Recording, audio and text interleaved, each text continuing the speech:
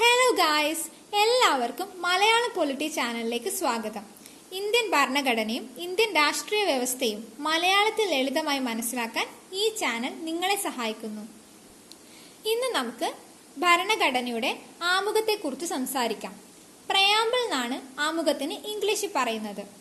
We the people of India, having solemnly resolved to constitute India into a sovereign, socialist, secular, democratic republic and to secure to all its citizens.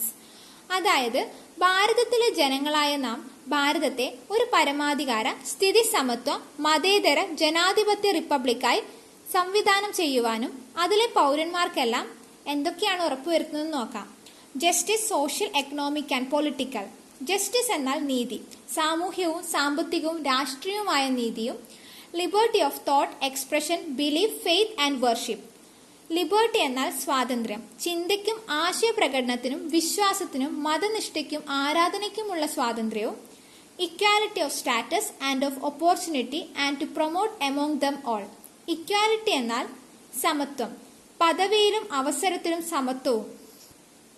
Fraternity, assuring the dignity of the individual and the unity and integrity of the nation.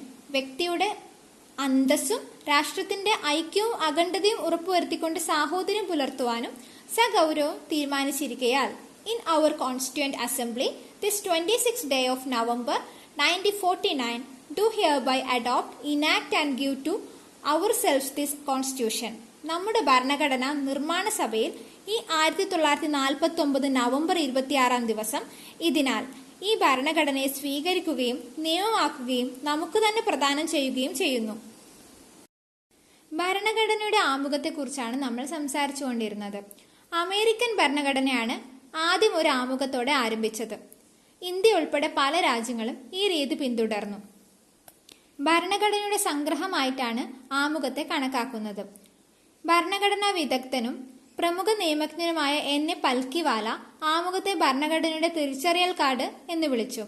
Indian ഭരണഘടനയുടെ ആമുഖം പണ്ഡിറ്റ് നെഹ്റു തയ്യാറാക്കി അവതരിപ്പിച്ചതും ഭരണഘടനാ assembly അംഗീകരിച്ചതുമായ objective resolution അടിസ്ഥാനമാക്കിയിട്ടുള്ളതാണ്. 42ാം ഭരണഘടനാ ഭേദഗതി 1976 അനുസരിച്ച് 3 പുതിയ വാക്കുകൾ ഭരണഘടനയുടെ ആമുഖത്തിൽ ഉൾപ്പെടുത്തിയിട്ടുണ്ട്. Socialist, secular, integrity എന്നിവയാണവ.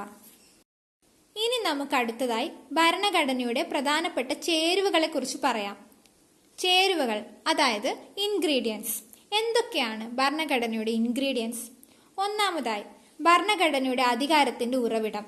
ഭരണഘടന അതിന്റെ അധികാരം ഇന്ത്യയിലെ ജനങ്ങളിൽ നിന്നാണ് സ്വീകരിക്കുന്നതെന്ന് ആമുഖം പറയുന്നു.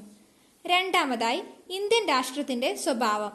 ഇന്ത്യ ഒരു പരമാധികാര, സോഷ്യലിസ്റ്റ്, മതേതര, ജനാധിപത്യ, റിപ്പബ്ലിക്കൻ രാഷ്ട്രീയ വ്യവസ്ഥയാണെന്ന് ഇത് പ്രഖ്യാപിക്കുന്നു. മൂന്നാമതായി ഭരണഘടനയുടെ ലക്ഷ്യങ്ങൾ. നീതി, സ്വാതന്ത്ര്യം, സമത്വം, സാഹോദര്യം എന്നിവ ലക്ഷ്യങ്ങളായി ഇത് വ്യക്തമാക്കുന്നു.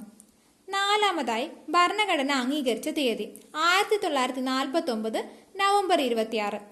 ഈ 4 കാര്യങ്ങളാണ് ആമുഖത്തിന്റെ ചേരുവകളായിട്ട് പറയുന്നത്.